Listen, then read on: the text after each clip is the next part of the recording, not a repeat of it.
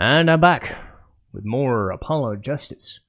Phoenix is taking the case of Zach Gramarye and is gonna keep on going.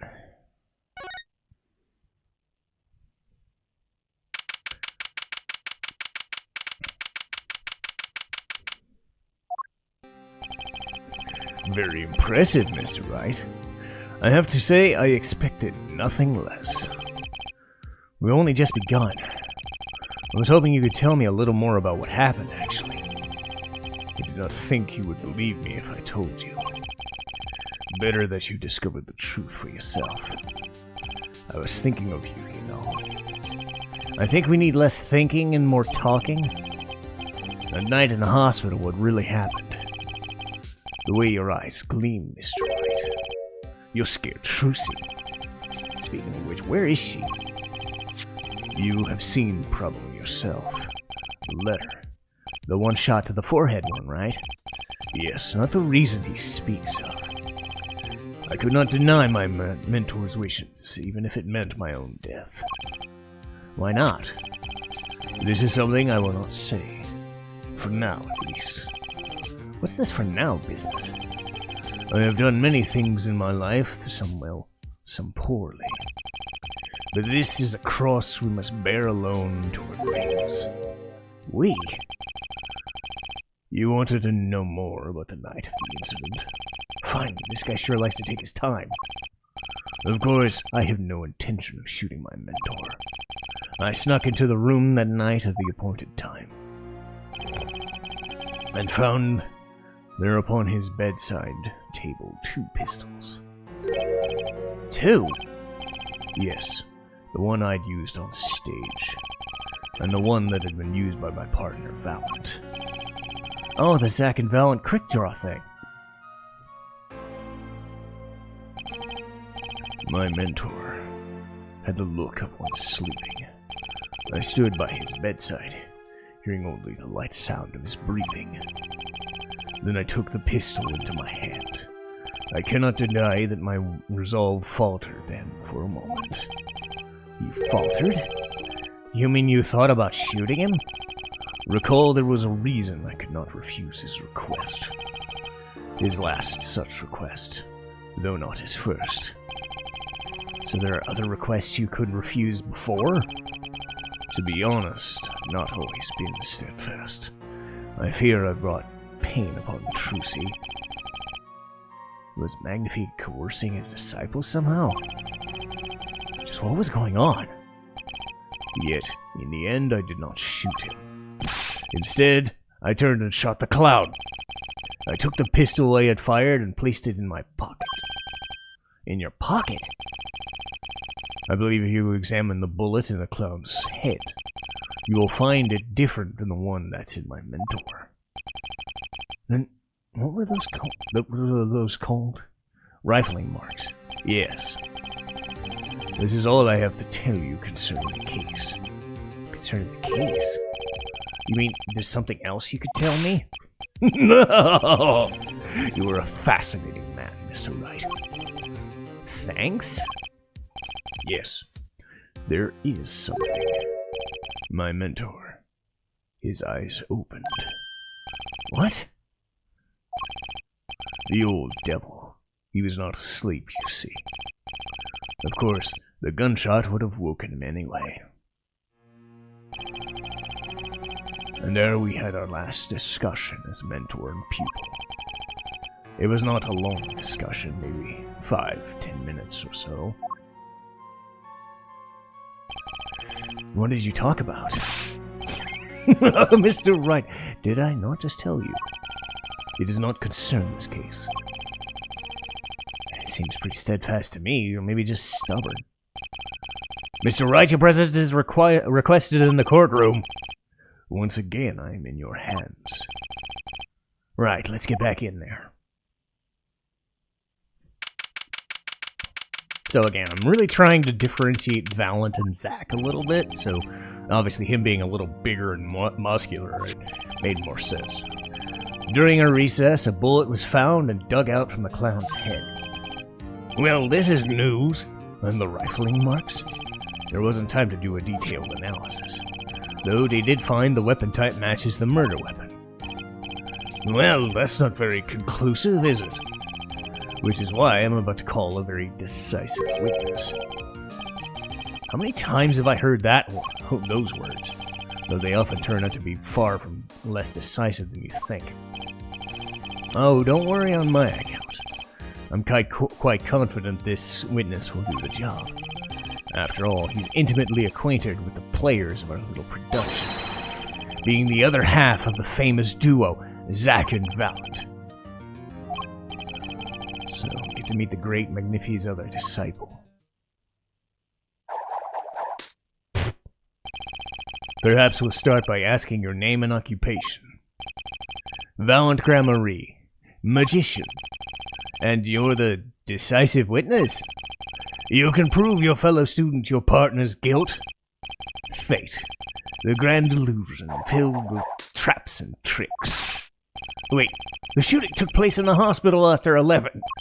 If you're a witness, does that mean you were there that late? If one were to deduce this logically, the conclusion is yes. Okay. I always get the characters, don't I? I have an interesting fact for you. You see, several days before the crime, my witness received this. That looks very familiar. Wait, that's the same letter Zack got. Yes! Or perhaps I should say, ta-da! Order! Order! Order! And what does it say? Surely not the same thing. Perhaps you should see for yourself.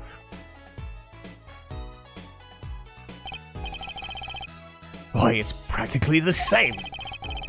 The court accepts this into evidence. This is most unusual. Exactly what was going on with you folks? What exactly was your true Gramarye up to?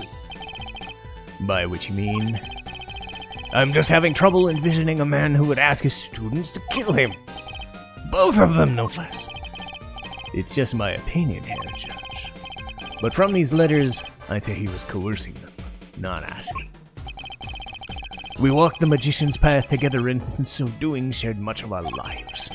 When people are so close, there's strain, a warping of relations, you might say.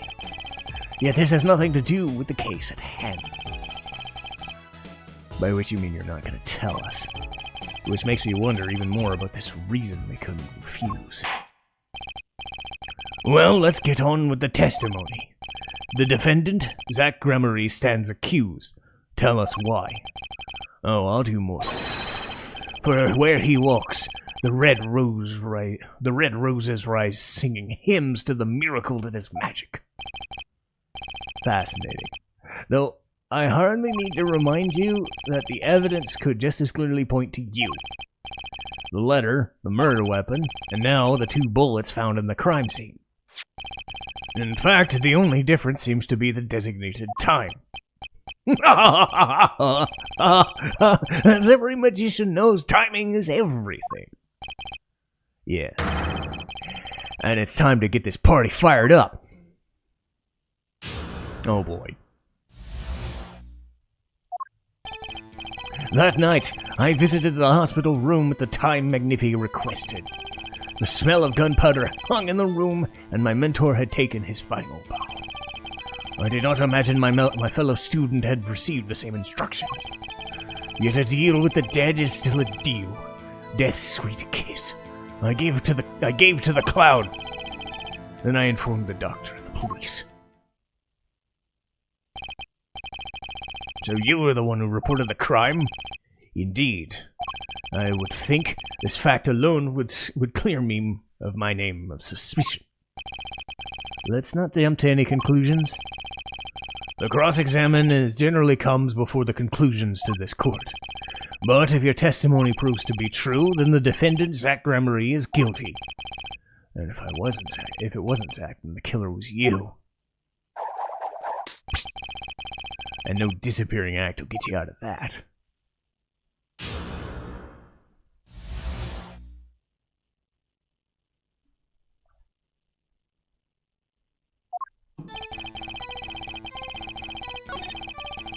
I like talking as this guy. It's just so flowery. Hold it! There were 2 bullet holes at the scene. One in the victim and one in the clown. You were saying the one who shot the clown was you? No doubt my partner Zach has said much the same thing. Yes, because whoever didn't shoot the clown committed murder. I better dig around here a bit more and see what I can turn up. Mr. Valent, let me ask you something else concerning the crime scene.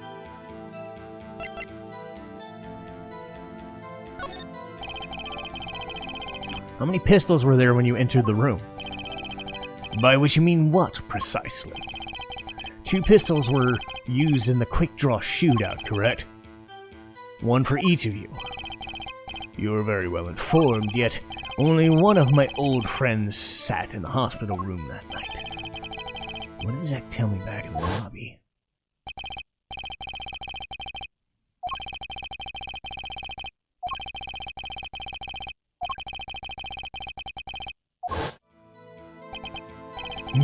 I see no problem with that statement. Only 1 pistol was visible in the photograph in the crime scene. So you picked up that pistol and fired it? Indeed I did. Alakazam! Alakazing! Alakaboom! Is the number of pistols really so important? The number of pistols is quite important. Very well, please add this detail to your testimony. What can I do but obey?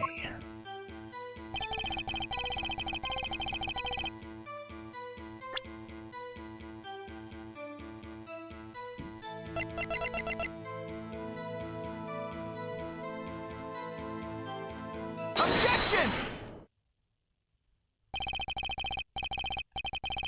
According to the defendant, when he entered the room, there were 2 pistols on the table. 2? One of these pistols was used to shoot the clown in the forehead. Then he left with it in his pocket. Of course, this is what he would say.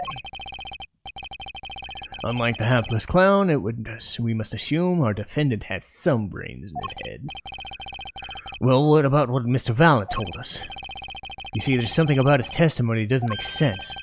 And what might that be? I told you. I took the pistol that was there and shot the clown.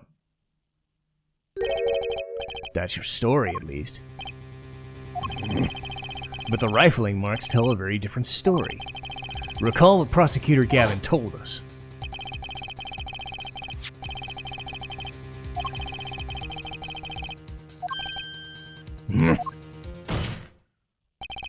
Mr. Valent, if you fired this pistol, then you shot the victim in the forehead. Order! Order! Order! Well, this is all rather something. What have I done? What have I done? I owe the court an apology. Sorry. Sorry for what? You see, I was unaware that 2 of these unique pistols were crafted. The analysis of the rifling marks only proved the type of gun. Objection! But that's not what you told us before. You said you verified the murder weapon. Which is why I'm apologizing to you right now. Quite sincerely, I might add. Would you hold me accountable for a mistake made in my youth? That was just this morning! I'm still young. And I might add, it wasn't really my fault. If the defendant had only admitted he'd taken 1 pistol from the scene, we would not be having this pleasant discussion now. Valent? Yes, Your Honor. You were presented to this court as a decisive witness, but you've proven to be more divisive than decisive.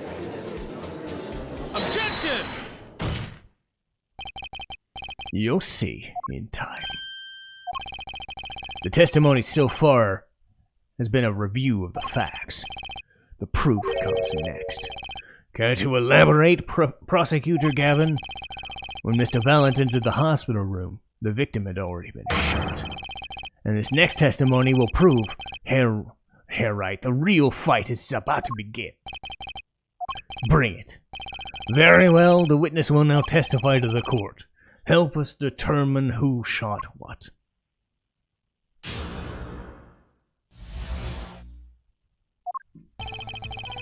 I arrived at the hospital room at the appointed time, which is to say 11:20 p.m. After discovering the body, I fulfilled my obligation, then called the doctor. The doctor examined the body before the police arrived. He was quite clear about the time of death, 11:10 p.m. And the one in the room at that time was my partner, not me. Those times are rather close, you have to admit. You're talking about an alibi established over a matter of minutes. To use a 10-minute discrepancy as the basis of your alibi is easy to explain in this situation. Take a debut hit single. Cue to the song, press play button, and you play for 2 minutes, 15 seconds. Do it 100 times, the result's the same. What a ripoff. Magic is a world of utmost precision, hocus pocus, which requires admirable focus. In the time of death determined by the doctor, there is an incontrovertible truth. Very well, the prosecution warns us that we're dealing with rather precise time, and we can expect the cross-examination to require the same level of precision. I would hope the defense refrains from its customary broad sweeping accusations, lest we blur the focus this case so clearly demands. Point taken. Baseless remarks will result in a penalty. Carry on, Mr. Wright. Carry on, right? I was about to do the carry on my wayward son thing, but I didn't do it. Press on quite clear.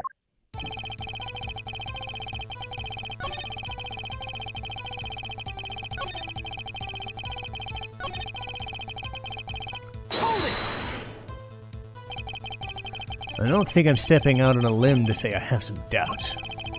How could the doctor be so precise in the time?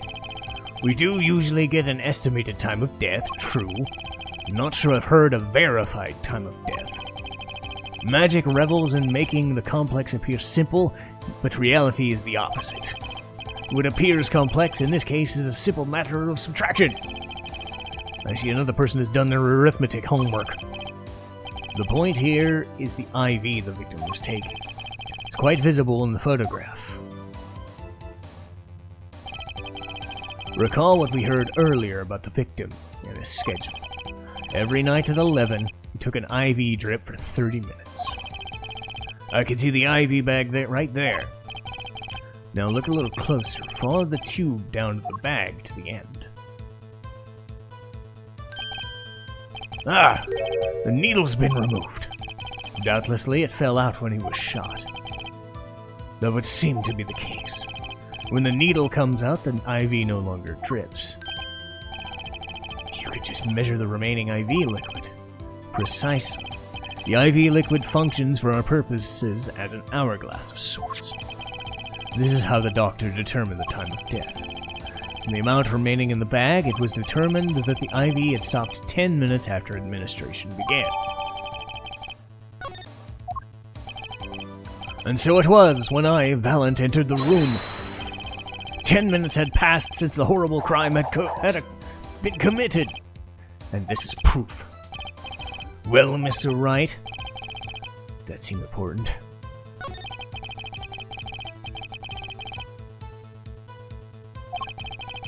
I'd say it's very important. Agreed. It would be hard to imagine a more precise way to determine the time. Behold the power of arithmetic! Very well. The witness will add this detail to his testimony. Sometimes the most magical thing of all is the truth.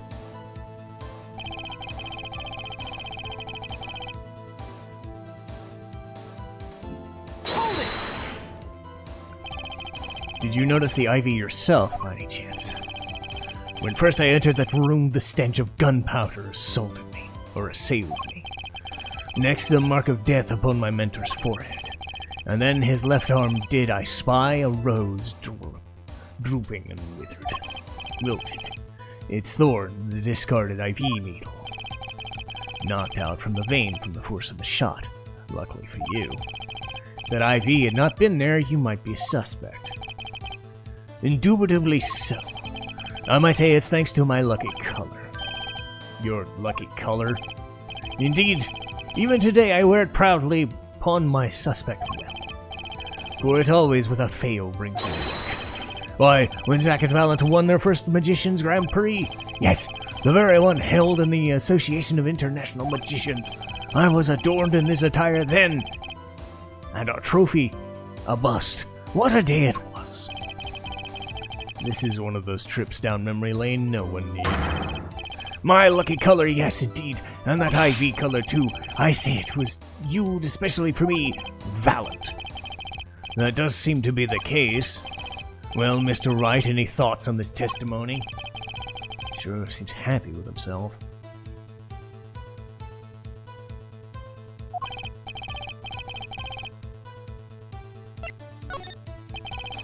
Certainly sounds like your lucky colors brought you plenty of luck. But not this time. Mr. Valent, your lucky colors betrayed you. I'm afraid you've lost me. Your Honor, the witness's testimony just now clearly contradicts the evidence. What? Please recall my warning at the beginning of this cross-examination. Baseless accusations will be duly penalized. I do hope this latest accusation is well-based. Don't worry, I got all your bases right here. Very well, let's hear the defense's claim. Where is your evidence that contradicts what Mr. Valent has told us?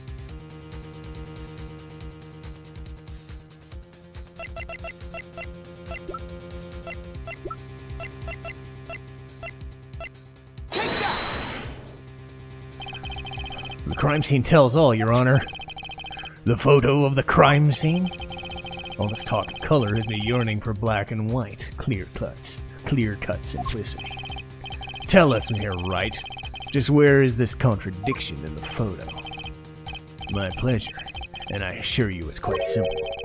But I can't promise anything in black and white. Let's hear what Mr. Wright has to say. Oh, it's a green bag.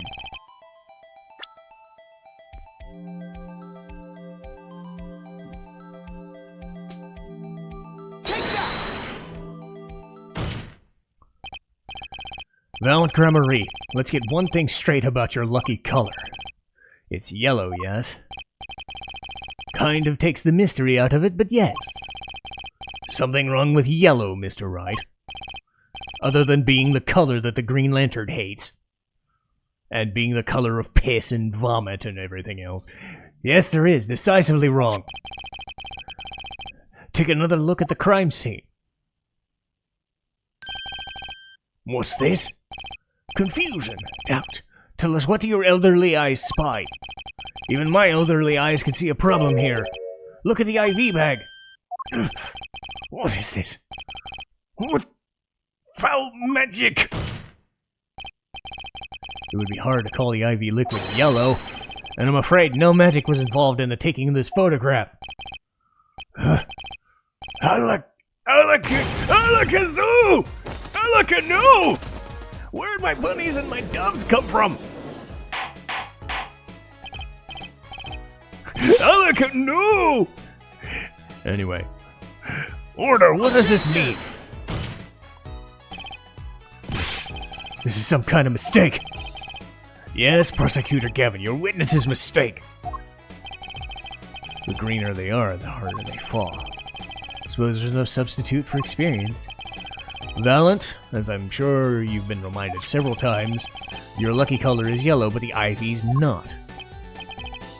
Well, this contradiction can mean only one thing. And to think, you almost had me.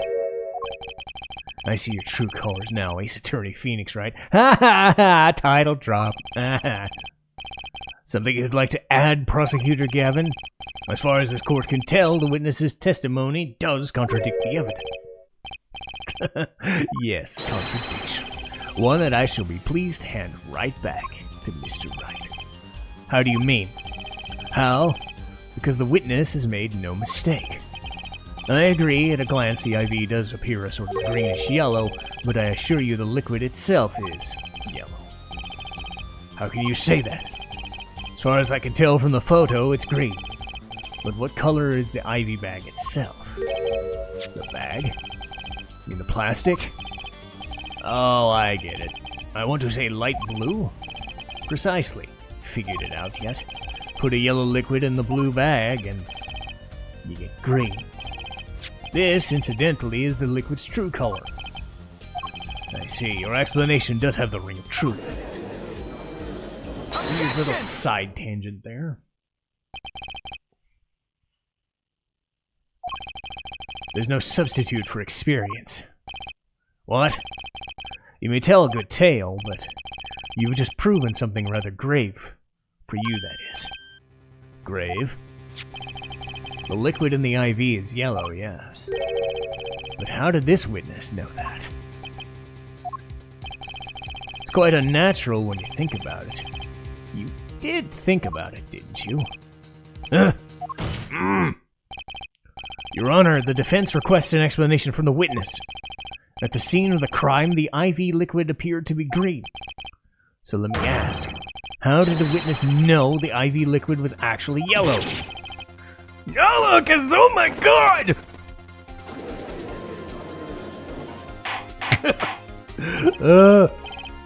Order! Mr. Wright, you will explain this at once. The witness clearly knew the color of the IV. So I'm sure you know it means something, but what? I can think of one possibility. The witness has testified the IV was yellow because he knew it. From the facts before us, the answer is clear. The witness knew that the IV liquid was yellow. Why? Because he'd seen it before, but not inside the blue bag we see in the photo.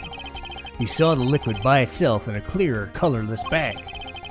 I suppose he would have had to, but I'm still not clear as to what that means. Ask yourself, why would he know if he didn't work at a hospital? That's where you find your meaning. Objection! I'm afraid I find nothing. So what if he knew the IV color? Leave the getting excited over absolutely nothing to the teeny bopper fans, yeah? Objection! The IV liquid is the only evidence proving the time of death. 30-minute hourglass with 20 minutes worth of sand remaining. Your claim, Prosecutor Gavin, I remember it well. However, there's a critical difference between an hourglass and an IV bag. Wait, I know. An hourglass uses sand, but an IV uses liquid. I'm right, right? As much as it pains me to say this, Your Honor, no. Unlike the sands of an hourglass, IV enters the patient's body, at which point, like magic, it disappears. However, what if the amount of the IV had actually increased? You couldn't tell, could you? After all, there's no way of knowing how much went in. Objection! Let me get this straight. You were saying the witness watered down the victim's IV bag? Not with water, but with IV liquid. That's how you knew the IV liquid was yellow. No, wait! I said wait! How might an amateur such as myself essay to perform such a task? I'm an amateur too, but I could pour water into a cup. Objection! I'm afraid there's quite a big difference between a cup and an IV bag. Can you prove our witness is capable of such a feat? He has a point, amateurs. I, at least, would have some difficulty pouring IV liquid into that bag. You don't need to be an expert to see the look on the witness's face. He added liquid to that IV to throw off the time of death. I tire of these fairy tales lacking evidence. Well, Mr. Wright, any solid evidence to bring us back down to earth? Valet Gremerie, I'm afraid your magic won't serve you well in a life of crime. Might I ask what you're strongly suggesting? Magic relies on props, and props become evidence. Our witness was certainly able to increase the amount of IV liquid in the bag. All he had to do was lure magic. Take that! The victim's syringe. It's the perfect prop for the magically increasing IV trick, and easy enough for an amateur. Objection! What kind of evidence is that? The syringe was clean, not a trace of liquid on it. Objection! And don't you find that odd? What? The victim had the syringe to administer his insulin shot. There should have been traces of insulin left inside. Well, Valent, as you pointed out yourself, the IV liquid makes the perfect plug. One that you just could manipulate at will. Alakazam!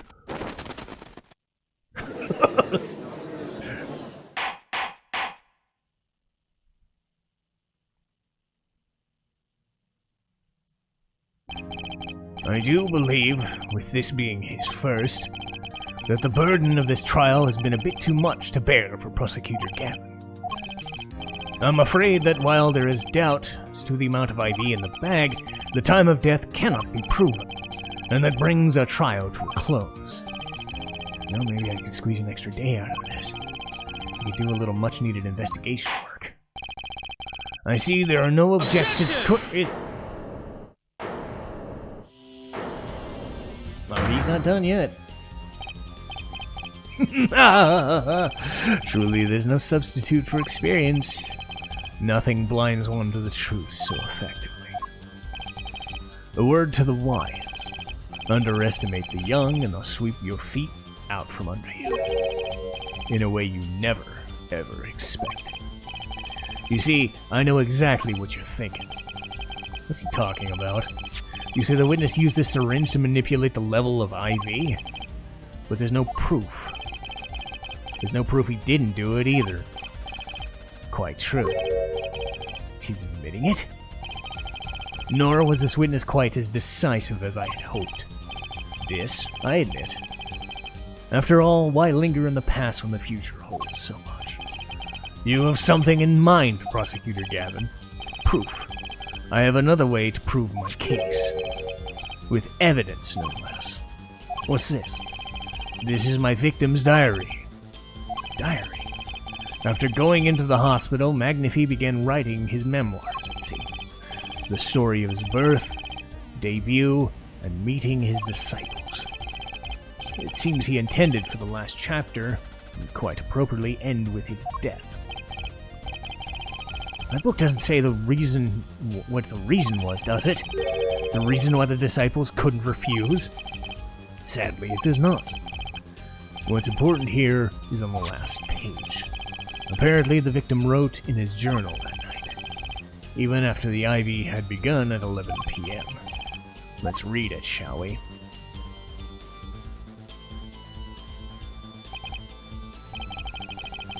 This does appear to have been written just before his death. The court accepts this into evidence. Read the very last part with particular care. This journal may end here, or it may go on, but not long. That depends on his hand. He refers to our defendant. That would make sense. He was the first scheduled visitor, after all, but look at what he said before that. The journal may end here, or it may go on. It may. Magnifi intended to write again. That is, if Zack didn't pull the trigger. I see the defense understands the meaning of this. The victim's diary does not go on. It ends. Because Magnifi's life was brought to an end by the defendant.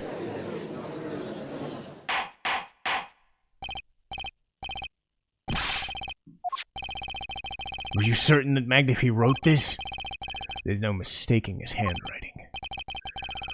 Well, this does seem to be significant. According to this, Magnifi did intend to continue his diary. Yet if his diary ended there, which it probably did, then the one who pulled the trigger was the first visitor. Well, how do you like me now, Mr. Wright? Still too green for your tastes? He's right about the diary being pretty clear. I find it hard to believe that he'd overlook such an obvious problem with the precious evidence. Well, Mr. Wright, the witness's testimony we heard was lacking. but put together with this evidence, it seems quite sufficient. If the diary is accepted like this, the trial's over. Maybe it's time for me to show something. I'm left with no choice but to show my own evidence. What? You have some evidence that overturns this diary? It's not too late to rethink this and avoid more embarrassment. Very well, please show us your evidence. Incidentally, don't even think about showing us the diary. Now that we've come this far, I hope you have something a little more decisive. Show us evidence that proves the victim continued writing. Alright, I'd be happy to.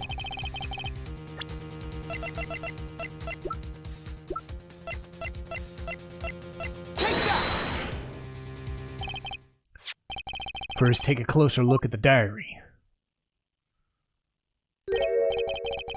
Note that a page has clearly been ripped out. What's this? I hadn't noticed that at all. That's why we're still here talking about this. As it just so happens, I have here what I believe to be the missing page. Alec, I don't believe it! Looking at this page, it's hard to imagine that the first visitor that night shot him. That's the defense's position. Wait, let me see that.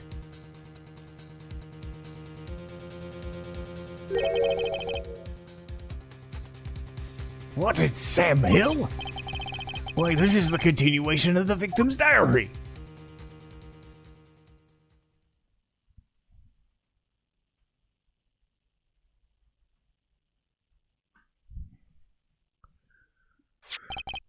Note the torn edge of the page. It's a perfect match with the torn remnants of the last page. Quite remarkable. Would you care to explain what all this means, Herr Attorney? The diary continued after his first visitor came, which means that the victim was still alive, leaving no one to take his life but the second visitor. Valet, Gramarye. No! Well, he still has them. How many did he have under there? The handwriting, too, matches the other pages. That is without a doubt the genuine article. I see where this is going. But wait, that's impossible. That old man couldn't have written that. Objection!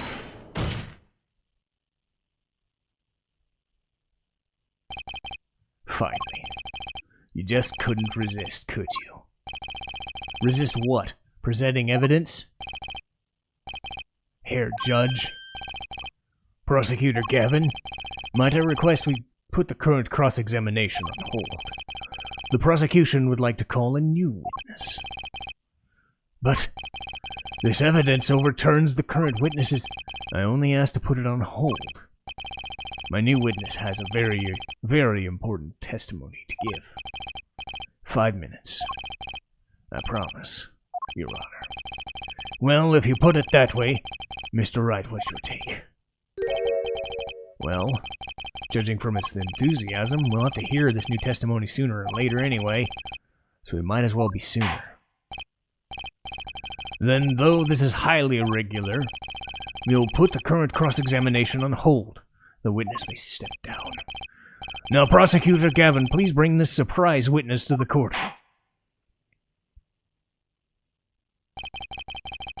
I had a bad feeling just then. The ripped-out page was too obvious. He must have known. And I should have known it was a bad sign all around. That is some hair.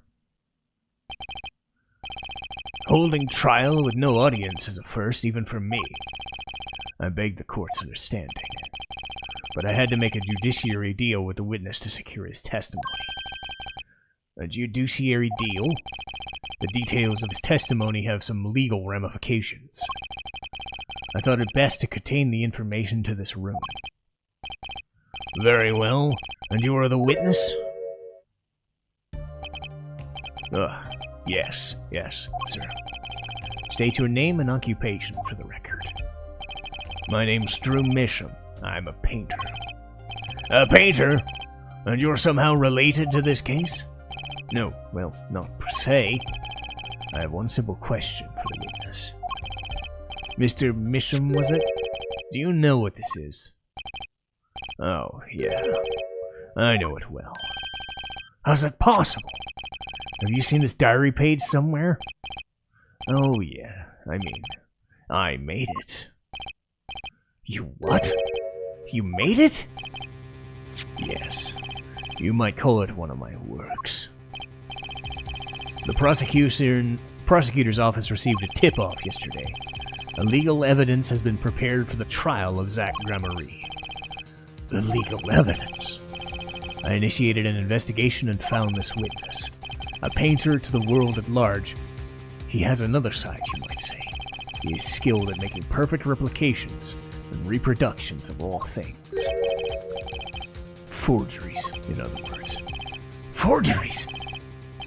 Well, so are we to understand that this page here is a fake, prepared by a certain defense attorney? Objection! Hold it! I didn't prepare this evidence! Objection! The attorney speaks. Something about this page, I presume. But what is he saying? It makes no sense. After all, it was you who presented this evidence to us, Phoenix. Witness, Mr. Misham, was it? Who requested this forgery? Who was your client? This... I don't know. What? Most of my clients prefer to remain anonymous. Even to me. I make the items they want, and receive my payment. That's the extent of my contact. Objection! But... there's no proof that this is a fake! It's a fake. To avoid just this sort of problem, I always put a special mark on my works. I could say without a doubt, this is mine.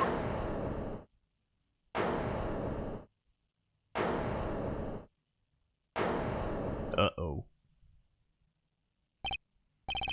Mr. Wright, you've just presented illegal evidence to this court. My court!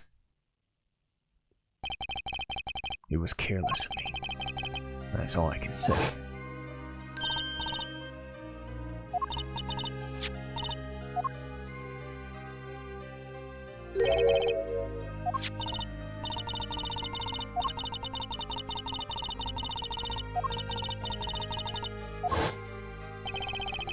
It was all a trap.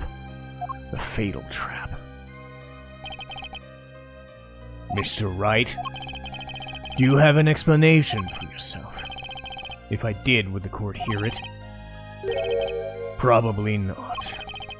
Forging evidence is a serious crime, and presenting it in court a serious mistake. A fatal mistake for an attorney.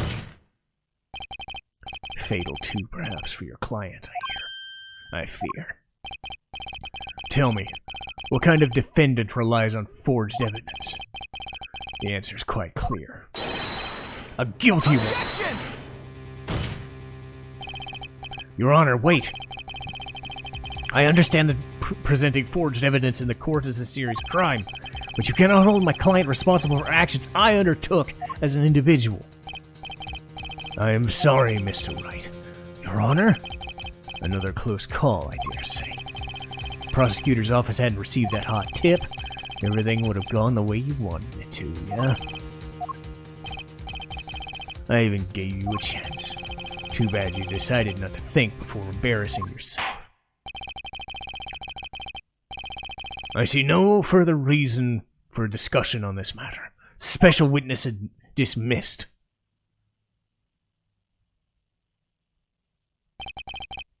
Mr. Attorney? Yes? Could I ask your name? Phoenix Wright. Mr. Wright. I've seen and studied many people, but none like you. I'll remember you.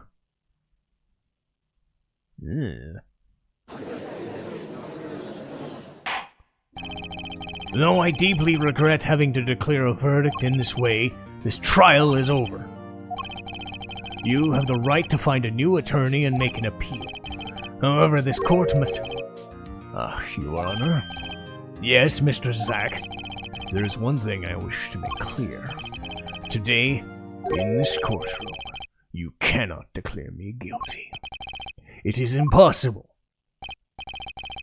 I'm afraid the defendant is quite mistaken. I most certainly have the authority to declare a verdict on you. Except, tell me, how do you plan on announcing the verdict when your defendant does not exist? Doesn't exist? What are you talking about? I am talking about this! Mr. Enigmar! The defendant's escaped! Find me quick! Bailiff, close all exits! On the double! He must not be allowed to escape! That day in the courtroom, a miracle occurred. The defendant, Shady Enigmar, aka Zach Gramarye, did not just escape from court. He literally, unbelievably, vanished. Right before the bailiff's eyes. But no one ever saw him again. Not since that day. This is the Gramarye miracle.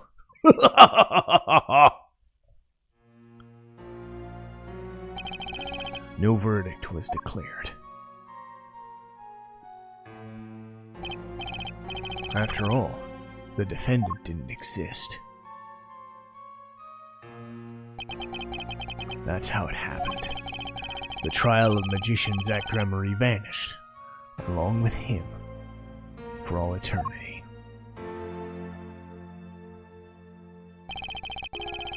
The mysteries that remained behind were all solved, however, but not until 7 years later.